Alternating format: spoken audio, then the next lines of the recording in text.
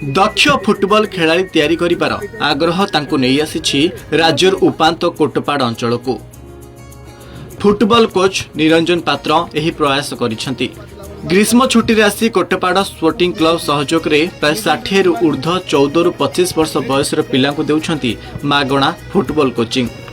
कोटपाड़ भैरव पड़िया ठारे चली फुटबॉल तालीम सह शारीरिक व्यायाम। कोरापुट जिल्लारू किभଳି पिलामाने जातीय स्तर रे खेलिबे सेथिपाई प्रचेष्टा करूछंती एनआईएस फुटबॉल कोच निरंजन पात्र। फुटबॉल कोचिंग रे हमर मेन होची ग्रास रूट ट्रेनिंग आमे वर्तमान स्टार्ट करछु। हमर होची जो तीनटा फेज अछि हमर गोटे हला हमर होची तीनटा फेज रु फर्स्ट फेज ता हम होची ग्रास रूट रु सिलेक्शन करबो, सेकंड रे कंपटीशन फेज करबो, थर्ड रे ट्रांजिशन पीरियड रे खेलाड़ी को रेस्ट देबो।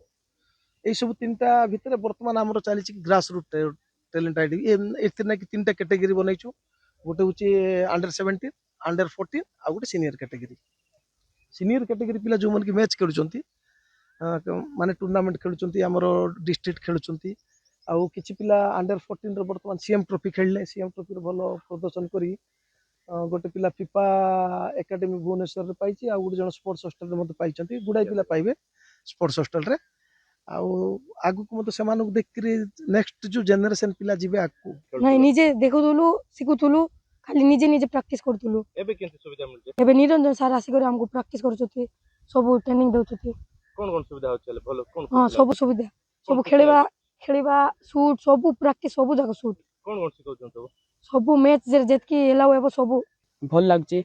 आगरु किछि सुविधा मिल नथिला, ए भाई मन सिखौ नथिले। एबे हमको निरंजन पात्र सर आसी कि समर कैंप कोचिंग करछथि। केते दिन कोन कोचिंग रहबो? केते पिला 25 दिन रहबो आरि आमे पिला अछु 60 रु 70 जण। आ लक्ष्य कोन रहिछि फुटबॉल खेलिए? लक्ष्य रहिछि मोर इंडिया लेवल खेलबा लागि। अभिभुक्त कोरापुट जिलार प्रथम एनआईएस कोच होउछंती निरंजन पात्र। वर्तमान से छत्तीसगढ़ बचेली रे कार्यरत। दिन थिला जेतेबेले कोटपाड़ अंचलर फुटबॉल खेलाड़ी माने राज्य स्तर रे खेली सुनाम अर्जन करुथिले, किंतु वर्तमान आउ से स्थिति नाही। सेथिलागी निज आडू प्रयास चलाइछंती निरंजन। निरंजन भाई को मध्य मोर विशेष विशेष धन्यवाद जे सी आम सहित सहयोग करी बहुमूल्य समय देकरी सी एठी लागिचंती। पिला बहुत 60 रु 60 पिला आसुचंती कोटपाड़ ब्लॉक रु। सेमानक पई आमे किछि खाद्य डाइट रो व्यवस्था मध्य करूछु। ई सब करी इटा गुटे आमे सामर रे चलेइछु। किछिटा तांकर जो देखि कि रेबे जो माने जाइचंत हॉस्टल सेमानु देख के बहुत इंटरेस्टेड बॉडी करे 60 70 ग्राउंड आसुचंती। आमे देखो कोचिंग पे गुटे बहुत बड़ गुटे ये करबा जेमति के कोचिंग पे समस्त आसी परिबे।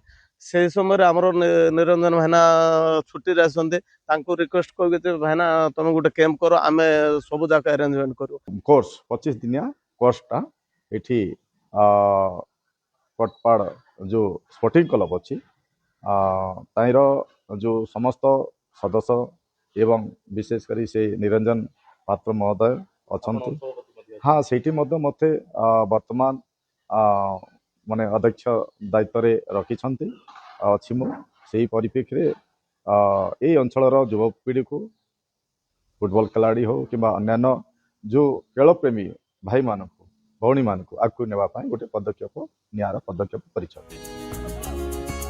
कोटपाड़ रे प्रथम थर पई मागणा फुटबॉल प्रशिक्षण मिलुथबारु अधिकरु अधिक पिला फुटबॉल खेल प्रति आकृष्ट हेउछंती। एभली प्रतिवर्ष पिला को फुटबॉल कोचिंग देबा पई लक्ष्य रखिछंती कोच निरंजन पात्र और कोटपाड़ स्पोर्टिंग क्लब। कोरापुट कोटपाड़रू वीरकिशोर शर्मा को रिपोर्ट, के न्यूज ओडिशा।